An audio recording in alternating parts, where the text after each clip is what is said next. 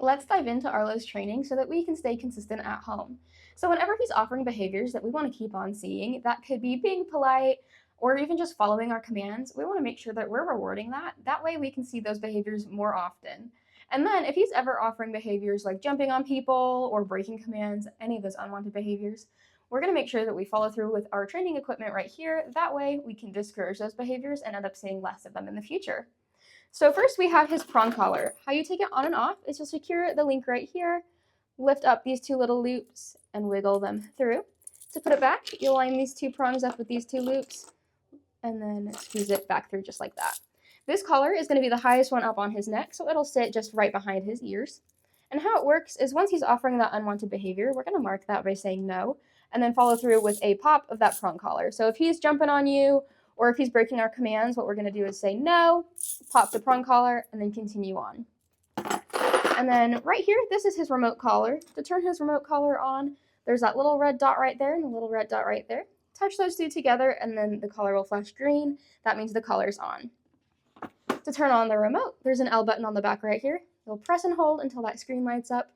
And then that working level is displayed on the front right there. So right now his level is 14. He's been working great on level 14 for us here, but you might have to adjust that at home since home is more exciting than here.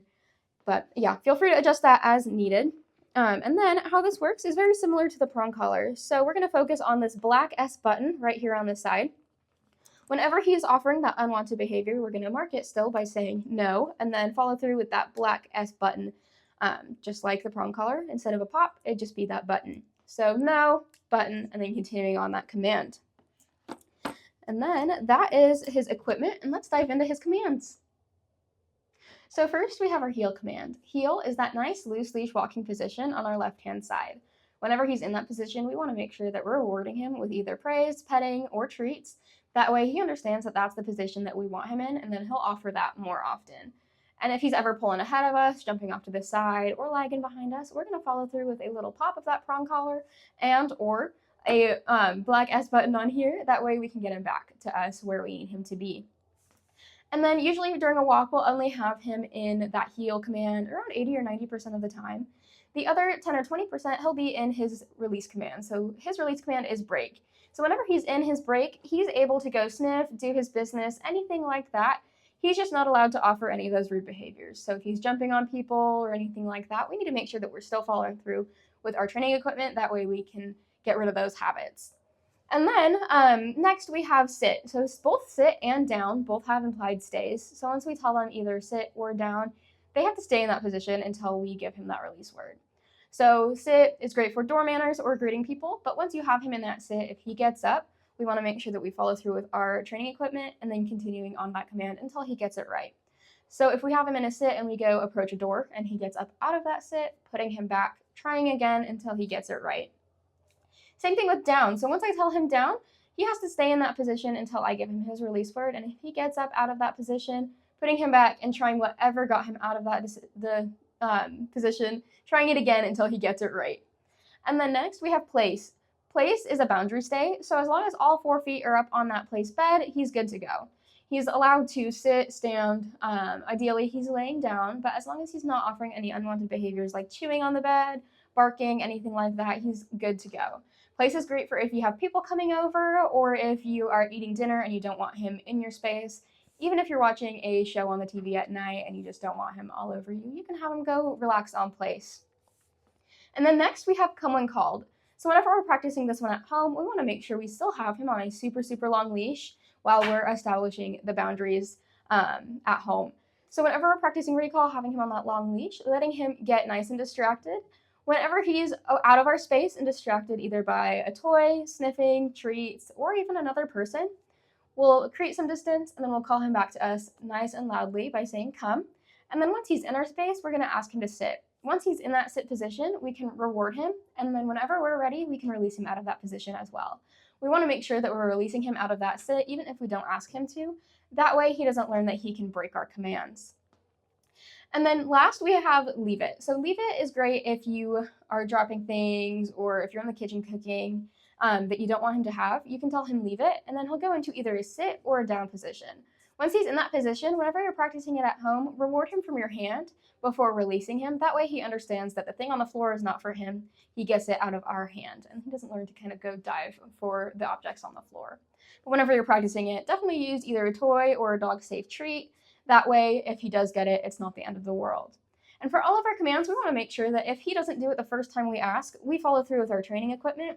That way he doesn't build a pattern of making us say it a few times before he follows that command. So saying it once and then following through if we have to. That is all of his commands, and let's watch him do them out in public.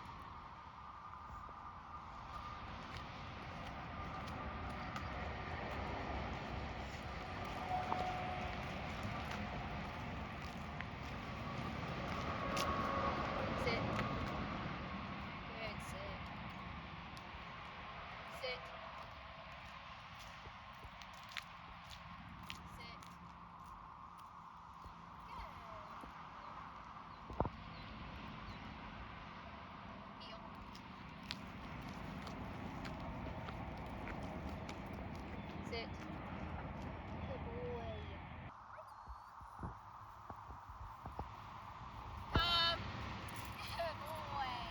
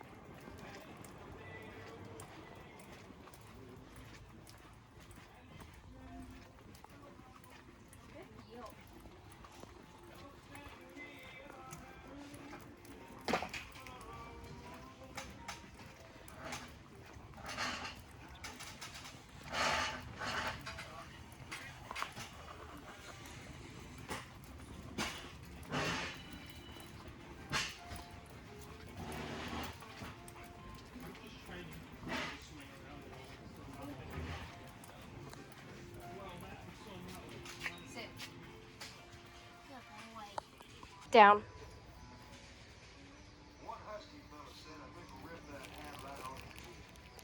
Good. Down. Down.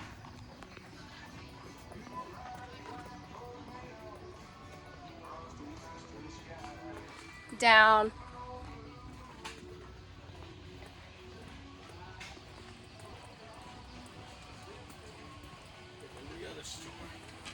Oops, sorry. I'm sorry. Good. Down.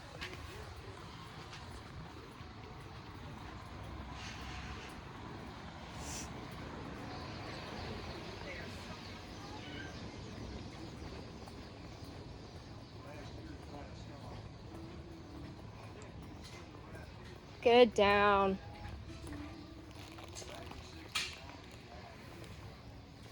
Down. Break.